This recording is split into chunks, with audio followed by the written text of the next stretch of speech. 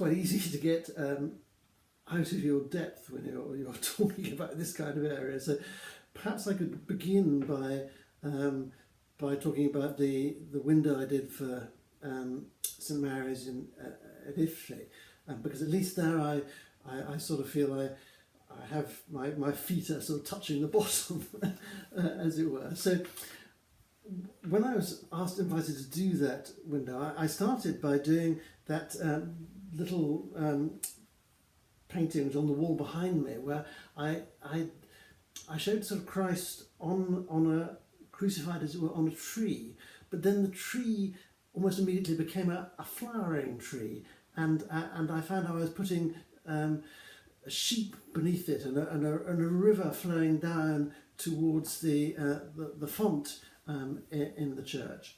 And to be honest, I found it a really poetic, powerful image. I don't know really quite where it had come from, but I was a little worried as to how the congregation would react to it, because it didn't, as far as I knew, belong to any established sort of Christian iconography.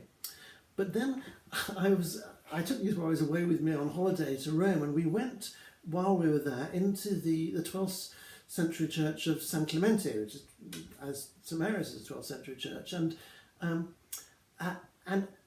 I went into the church, and as I went up the aisle, I saw this extraordinary mosaic in the apse, which had Christ on the cross, which was also a great sort of flowering tree, and beneath it there were sheep, and there was a river flowing down into the church, and I was absolutely astonished. I mean, it was very kind of reassuring for me to find that this image indeed was part of Christian iconography.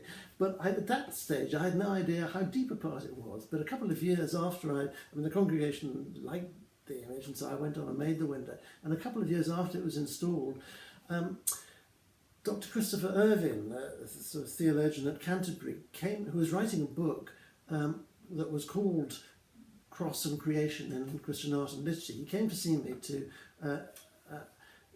talk about the window, and he told me that this image in San Clemente in fact had very deep roots, and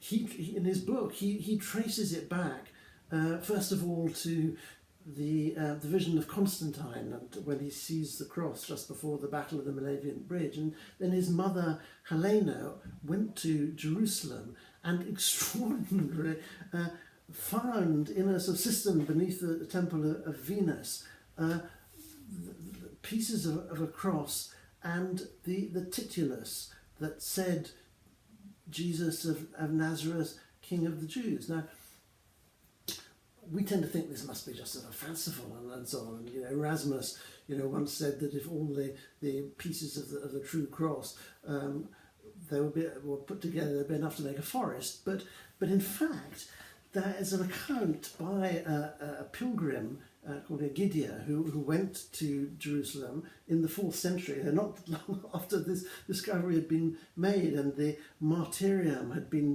built over the site, and she describes how these ceremonies in the martyrium, at the place of Golgotha, this gold box was brought out and laid on the altar, and it was opened, and the pieces of wood of the cross were taken out, and the titulum was taken out, and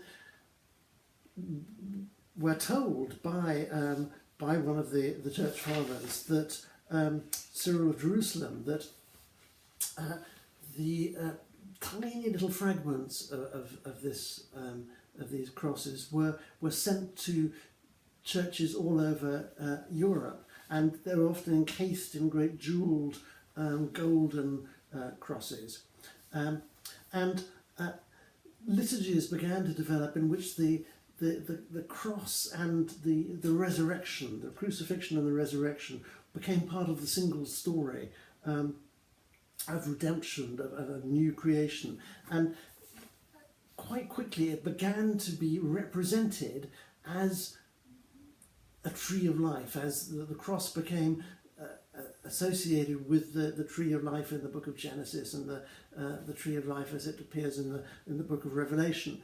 And so not only were these gold crosses with jewels on them made, but in the churches of Armenia and the Thomas Christians in India, which are both very ancient churches, you begin to get crosses which are sort of flowering crosses, which are sort of foliate crosses. And in ancient Christian baptistries, you have the four rivers of paradise flowing out from the font, and at some point you then get the cross as a tree with the river flowing from its foot. And one of the earliest examples of this is in it's a 9th century fresco in the Catacomb of Pontianus in Rome, which sadly, because of subsidence from the underground, you can't go into any longer. But the pictures of it, you can sort of see that the jeweled cross has become a flowering tree, and beneath it is the baptistry.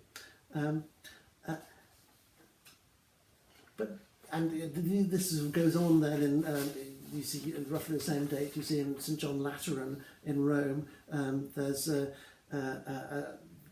mosaic there shows a jewelled cross from which the four rivers of paradise are flowing, and sheep are drinking it below, and there's a little tree of life. And likewise in San Clemente, instead of the jewelled cross, you get Christ on the cross, and you get 12 white doves, which presumably represent the 12 apostles.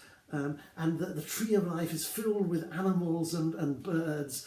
There's an inscription below the cross saying that a little fragment of the true cross is actually embedded in the wall behind it. And the whole image becomes a kind of celebration of both of resurrection and the new creation. But the strange thing for me is that, listening to Chris describing all this, is that when I did my original painting, I was just completely ignorant of all this. When I saw that mosaic in San Clemente, it came to me as a complete surprise. I suppose I knew things like the Dream of the Rood, but I'd never seen it represented like that. Now you may say, was it so surprising? I mean, my friend, the sculptor Nick Mine here, who's had similar kind of experiences to this, I remember him once saying that maybe there isn't, maybe this is what you'd expect, because artists reflecting on the same biblical passages and ideas, it maybe isn't surprising that they should come up with the same kind of images. And you could perhaps think of this as being rather like convergent, what biologists call convergent evolution, where completely different evolutionary lines produce very similar things. So you get eyes appearing in all kinds of different species. You get saber-toothed tigers or saber-toothed sort of felines, which have no evolutionary connection, but they appear at different times in the fossil record, and without a sort of common ancestor. And if this happens in the physical world, well, why shouldn't it happen in the world of ideas and images? And of course that's true, but all the same, when we come across these parallels in the physical world, we are surprised by them, and I think rightly so. I mean, Simon Conway Morris, who's the great expert on convergent evolution, suggests that when these things happen, when these things happen, they're actually telling us something about the deep structure of reality, and that may also be true in the realm of ideas and images. There's an icon, Canadian icon carver, Jonathan Paget, who has a whole YouTube channel which is devoted to this idea. It's called the Symbolic World, but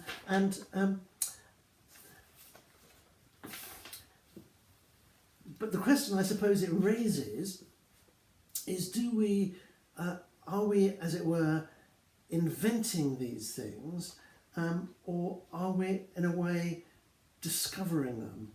And this is where it's quite easy to get out of your depth. I remember as a undergraduate reading Plato's Meno, where Socrates takes a slave boy through a geometrical proof and shows Meno that the boy knows things that he was unaware of knowing, and he goes on to argue that there is a knowledge of reality that is already in our souls that we discover by a process of what he calls amnesis, or recalling, unforgetting. And I remember at the same time, roughly, reading Jung's theory of what he calls archetypes, inherited shapes, primordial images, which he thought appeared as recurring themes in human mythology. And most of these he discusses were figures like the hero or the wise man, or narratives like the descent into the underworld. But some were visual forms, like the mandala, or the sacred circle. The two art historians that I was reading at around this time were Kenneth Clark and Ernst Gombrich, and I remember they had very different views about these kind of things. Gombrich, who had been brought up in Freud's Vienna, said that he never found it easy to come to terms with what he thought of as Jung's mixture of mystical and scientific pretensions. But he admitted that he'd once actually had, on the verge of sleep, he'd had at a time of great sort of stress in his life, he'd had an experience of seeing a mandala. He saw it as a kind of regular flower bed with tulips in the middle, and he'd experienced exactly the sense of harmony and peace that Jung's patients had described. Kenneth Clark, on the other hand, had always been fascinated by the idea of tracing recurring images, ever since he'd heard a lecture by A.B. Warburg, who himself was fascinated by what he thought of as a hieroglyphs of strong emotions that recur through different pictures over history. And Kenneth Clark ends his Romanes lecture in Oxford by which are called Moments of Vision, by describing how what he thought of as moments of heightened perception, the particular power they have, when he tried to explain them, that he found himself driven deeper into what he calls the dark forests of ancient meaning and memory and myth. And he says, one step more and I will be with Yeats in the Spiritus Mundi. It is time for the historian of art to withdraw. But in fact, he spent the rest of his life trying and failing to write the great book on this subject, which he wanted to do. And one of the reasons, I think, perhaps why Jung's concept is quite hard to get hold of is that he doesn't think of these patterns as sort of things which, as it were, exactly already exist, like sort of stereotypes. They're more something which only exist as they are instantiated. He describes them somewhere as like riverbeds which dry up as the waters desert them, but which have been worn into the human mind by time. Now, he doesn't say exactly how this occurs, but I think Jonathan Pageau has quite a helpful way of thinking about this, in that that he sort of talks about these kind of as patterns as part of the world as we actually experience it, so that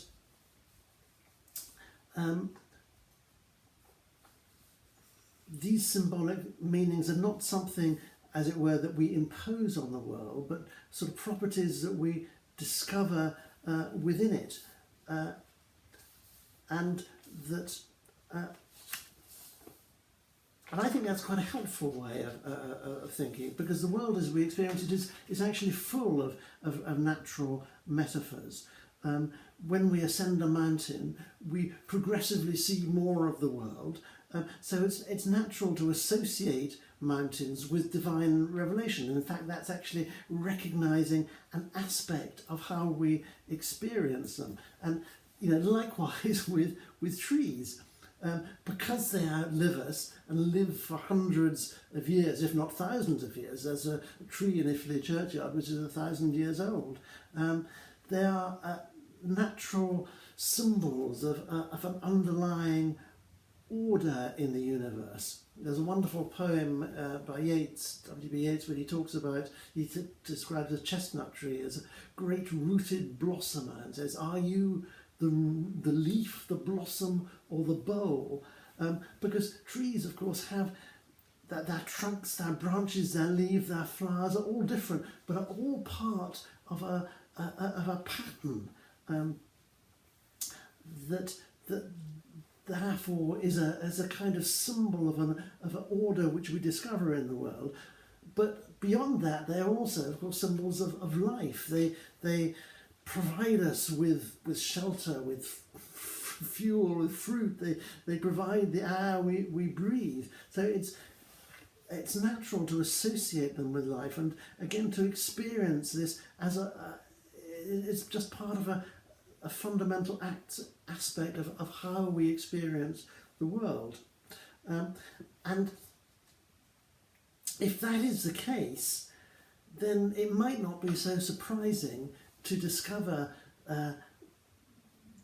them as it were recurring through different cultures, the same images. The first time that I actually, I remember talking about the window at Iffley, and after I'd finished, someone came up to me and said they'd thought I was going to talk about Ixandril, and which is the world tree in Norse mythology. And to be honest, I hadn't thought of that until that moment. But there's an extraordinary moment in the Havamal where there's a stanza where Odin, who is describing his quest for the runes, says, and it just is, well, he says, "I hung on the windy tree 9 whole days and nights, stabbed with a spear offered to Odin, myself to mine own self given, high on that tree, which none have heard from what roots it rises to heaven."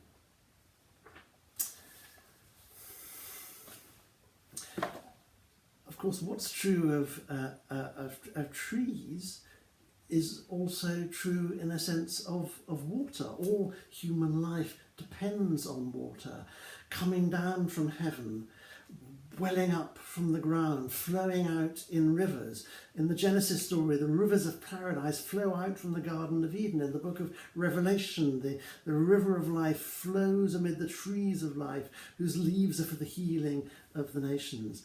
In my Iffley window, the river flows down from the roots of the tree to the font beneath.